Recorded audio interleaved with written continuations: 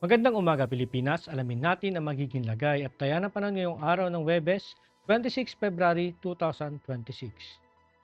Para sa ating synoptic situation, patuloy ngang umiiral o nakakaapekto ang easterlies o mainit na hangin na nanggagaling sa dagat Pasipiko sa buong bansa. Dahil dito, asahan natin para sa ating general area forecast, dulot nga ng easterlies, ang buong Luzon, partikular na nga ang Metro Manila at buong Visayas ay makakaranas na mainit na panahon, bahagyang maulap hanggang sa maulap na kalangitan na may pulupulong pag-ulan, pagkidlat o pagkulog, lalo na sa hapon o gabi. Samantala, dulot nga rin ng easterlies, asahan naman natin na maulap na kalangitan na may kalat-kalat na pag-ulan, pagkidlat o pagkulog, partikular na dito sa Zamboanga del Norte, Caraga, Davao Oriental at Northern Mindanao. Sa natitirang bahagi ng Mindanao ay makakaranas naman ng bahagyang maulap hanggang sa maulap na kalangitan na may pulupulong pag-ulan, pagkulog o pagkidlat. Para sa ating flight level wind chart, asahan natin sa 2,500 to 5,000 feet, umiihip mula sa silangan o easterly ang hangin halos sa buong bansa. Samantala, ibig sabihin naman nito ay nakakaapekto pa rin ang amihan o northeast monsoon, kaya malamig at tuyo ang hangin sa hilaga at medyo maaliwalas ang panahon sa kanlurang bahagi ng bansa. Sa northern Luzon, asahan natin ang east-northeast to easterly 15 to 20 knots sa 2,500 feet. Samantala sa 5,000 feet, asahan naman natin ang east-northeast 20 to 25 knots.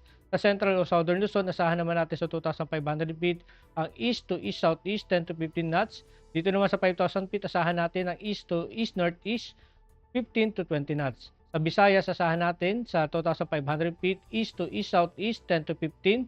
Dito naman sa may 5,000 feet, asahan natin ang easterly 15 to 20 knots. Sa Mindanao, asahan natin ang east to east-southeast 10 to 15 knots sa 2,500 feet. At sa 5,000 feet, asahan naman natin ang east to east-southeast 15 to 20 knots.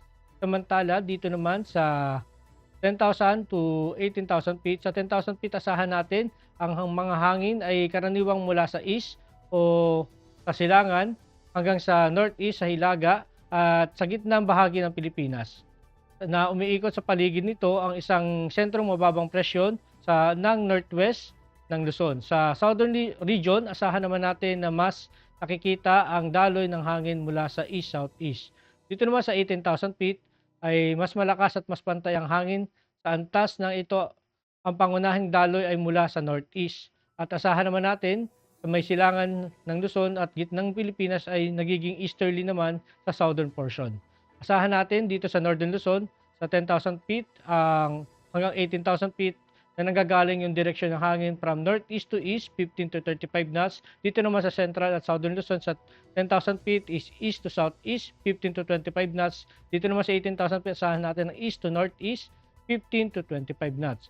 Samantala dito sa Visayas, asahan natin sa 10,000 to 18,000 feet ang east to east-southeast 10 to 25 knots. Dito naman sa may Mindanao, asahan naman natin ang east-southeast 10 to 20 knots sa 10,000 to 18,000 feet.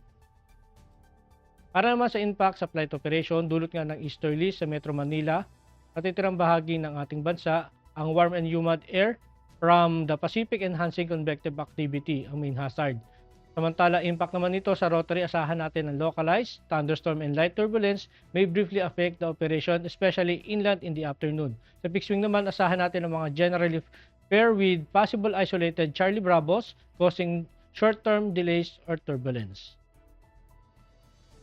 Ang araw ay sumikat nga kaninang 06:15 at lulubog mamayang 18:03. Meron naman tayong 72% increasing moon illumination. Para maging updated sa lagay at taya na panahon, ipalo lang ang aming official social media accounts ng Air Force Weather Center. At yan lang po lagi ng ating panahon ngayong umaga at sa ngalan po ng aming commanding officer na si Colonel Alvin Jan Cugador, Pap Jesse. Ako si Staff Sergeant Edmar B. Sagadraca Jr., Philippine Air Force Weather Broadcaster ng Air Force Weather Center. Muli magandang umaga, Pilipinas.